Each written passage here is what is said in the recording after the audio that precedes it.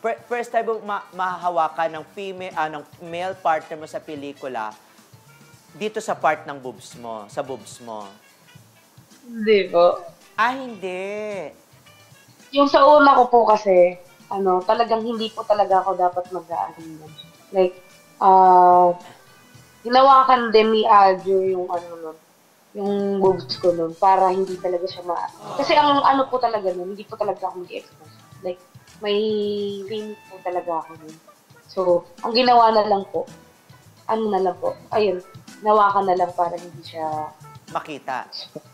Mm-mm. O, paano hawak? Buong dibdib mo hinawakan? Sa side lang, yung dito lang po, kasi side lang po yun. Puro side lang po dito yun. lang. Pero pati nipple na natatakpan. Yes.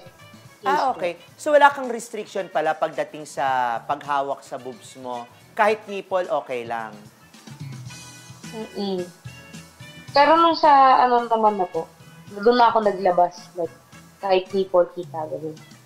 So dito sa langit-ngit, pati nipple mo, tinakpan hinawakan ni Ethan.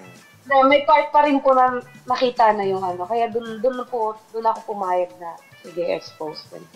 Okay. Kasi natanong ko na rin to kay Manang, since na okay lang sa yung pahawakan ng pahawakan ng buong boobs mo, at matakpan yung nipple mo, pwede rin ba itong halikan ng partner mo para lang sa eksena?